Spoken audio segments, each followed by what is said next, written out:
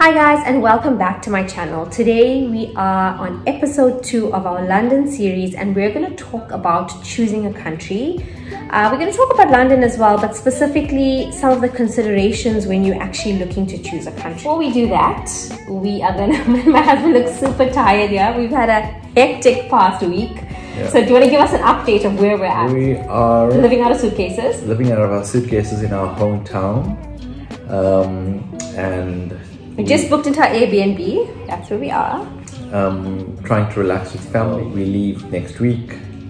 And we finally got our documents, so it's a big relief. Our visas are all sorted and picked up. So everything's pretty much in order. On track. Now we're just tired from too much partying. Which isn't a bad thing. Which isn't a bad thing. It's also been emotional, obviously, spending time with family. But I feel like we are spending quality time with people. You know, we've planned it in a way such that it'll never be enough time, but we are getting to spend quality time with our family. So we've just finished off in my hometown where we were for 5 days and spent time with my family.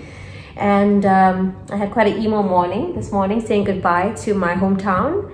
And now we are in Durban. Now we're in Durban. We're actually in a place on the beach. Beautiful sea view. Lovely sea view. Which I will show you. Found out on Friday that we got our visas and we had them fetched on Monday. So now the stress is starting to alleviate, and I think... But now the anxiety of we're about to leave. I think I'm a bit more excited. I've just been stressed with all of the administrative things that needed to be done. We're almost there. Just a few more things to tick off. Now that the house is sorted, our cars are sold, all our bags for London have been packed. There's a lot less to actually worry about. Now focusing on enjoying now. Now we're like nomads. We are nomads, which has been a bit more stressful for you, I think, than for me, because we're living out of suitcases. It's hard. Like, we haven't taken vitamins in days. I don't know where my skincare stuff is. We're also overeating and over drinking. It's not a bad thing. We take a few extra kilos to the UK. Okay, so before we get into London, let me show you where we're staying, and then we'll get right into it. A quick look at the view we're currently enjoying, and a throwback to all the fun we had in my hometown, Port Shepstone.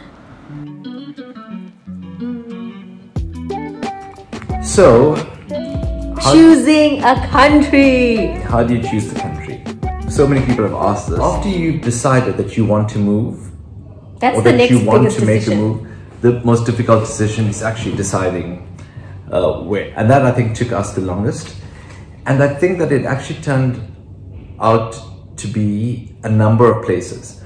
And my advice to anyone in this would actually be to make a list of the reasons why you would like to try a different country. Because what we found is that when you consider a country, you're often swayed by the choices around the country that aren't actually in your top 5. When we first started to look at maybe trying out a year or 2 in Canada, and then we said, no, it's too cold. But when we made our list of top 5 reasons why we wanted to move, climate wasn't in the top 5. We weren't looking for a place with a nice climate. And then that obviously filtered into why we would choose the UK, because it's not our ideal climate. Actually, UK was never on your list.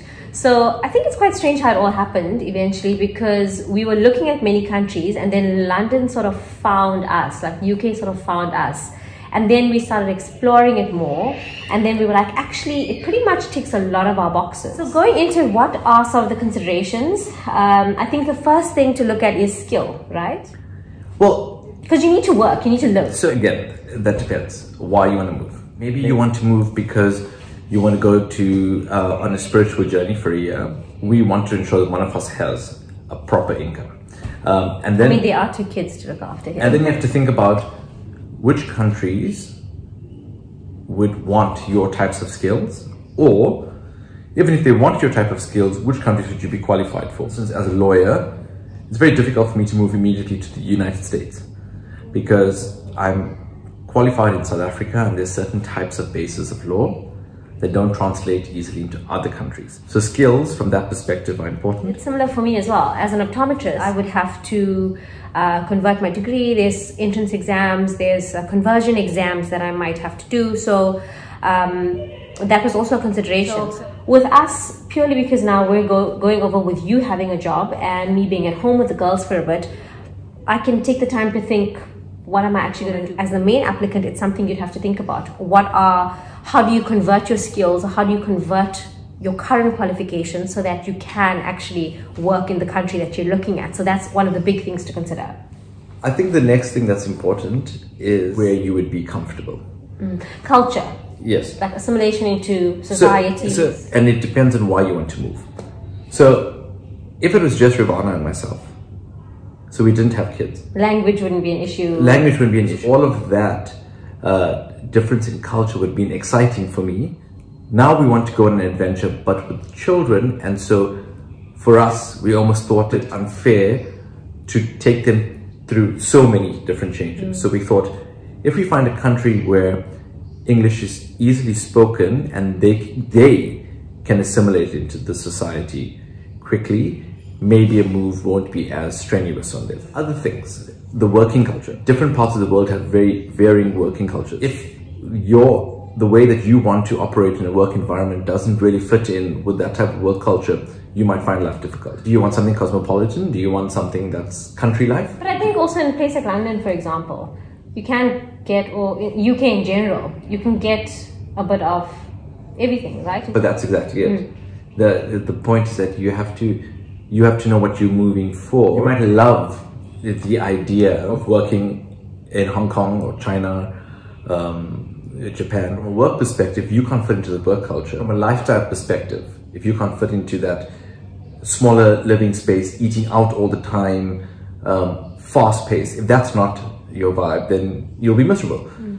Okay, and the next thing obviously that is a big one was the cost of living, especially because we're going over as a family of 4. It comes down to what are you looking for, and what are you used to, or what do you want? We considered Singapore, for instance, which we still do. I would love to live in Singapore. We wouldn't put it off. If it happened tomorrow. I would love to live in Singapore, but we're doing a lot of research into Singapore because from a culture perspective and what we wanted, Singapore seemed to have everything. Whilst doing the cost of living checks, we started to feel like, if we don't go over on the right jobs, and if we're both not working, we might not actually enjoy the lifestyle that we think we'd want to have in Singapore. We're in like a time in the world where you can Google the cost of living in any country. You can. And I think that there certainly is a lack of proper guide in terms of cost of living, which hopefully we can remedy when it comes to London. I think there's also like lots of people will give you the cost of living maybe from a single person point of view, or just a young couple, but maybe not so much on family, because that's what we struggled with. And that's exactly what I think we're going to be doing, trying to create a space where people can, hopefully tune in when they're looking to move as a family with more than just one person. The people who are doing the cost of living videos on YouTube are sharing apartments. They're young influencers. Yeah. So their lifestyle and it's different. It's very different to what we would want. And so you're sharing rooms, you're sharing Netflix accounts, you're sharing. Yeah. So it's very difficult to say what cost of living would be. But you start to get a bit of an idea. Okay, and then there were a few other things that we thought might be important to mention. They weren't always important aspects for us, but I think worth a mention. And one of them was the visa process. Sometimes the visa process might be very tiring. And if you're looking for a quick move, then it's important to see whether it's going to be a swift process for you in terms of the visa. Yeah, and I think it also depends on what your end game is, right? Do you, if you're making a move just for the adventure for a few years, then maybe going on a country's skilled worker visas or their work permit visas would be appropriate. Maybe you're looking to move permanently. Like a permanent residency. So you're looking for a permanent residency visa or an option that gives you a permanent residency visa. And all of those have different cost implications. I mean, there are some countries where you can be there for years and years and years and you won't ever become a permanent resident. Yeah, so you just do your own research depending on what you want. If you just want to try working in a different place. So it comes down to why you're leaving.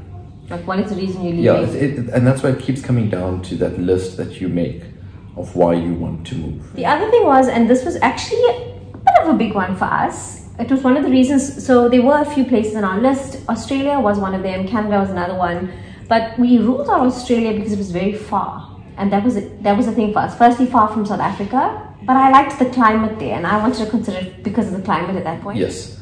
So one of the reasons we didn't choose Australia for now, we don't know what the future might hold, is that we thought that it was a bit too far from South Africa and a bit too far from Europe and the Middle East, India, because those are the types of places that we like to travel to often. So that's why London's a great base for us, actually. In our opinion, we think it's... In our opinion. It's pretty... This is all relative. Yeah. This is all opinion-based. Yeah, it's pretty central. Or should we say it's pretty easy to travel to. And from. It's a direct flight back to South Africa whenever we need to. Which is a big plus for us. Yeah, it was an important one for us. But it's also a direct flight to New York. It's short flights to other European countries. It's not that far to go to Asia, and so that was a big one for us. Other reasons that I didn't want to go to Australia initially was because I think the climate was so similar to South Africa. You see, that was the reason that I wanted to go, but that's where it comes down to your list again. Yeah, I just thought if you're going on an adventure, why are we doing everything the same? Exactly the same. So I like going to the Northern Hemisphere, trying out different types of... And I get a summer birthday. Exactly. So he gets a winter birthday now.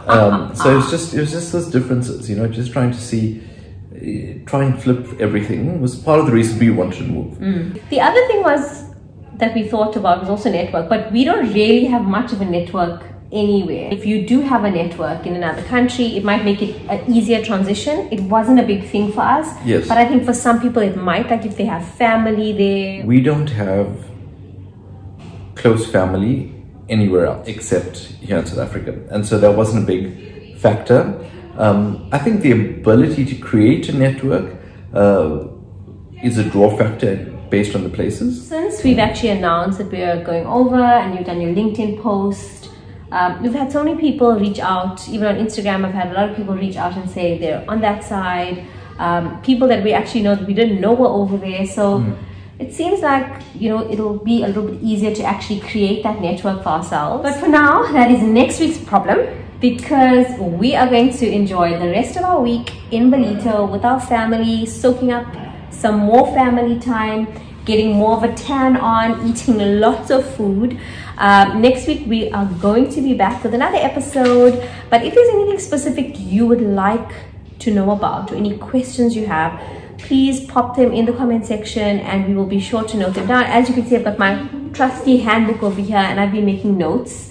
So we really want to give you as much detail as we can. All the background noise is because we're here with family, so we've taken aside an hour to film this because we are really dedicated to helping anybody else that's going to start this journey. But for now, we're going to get back to family time and we will be back with our next episode next week. So don't forget to like and subscribe to my channel if you would like to follow and be updated as soon as my videos release. Thank you for watching. Bye.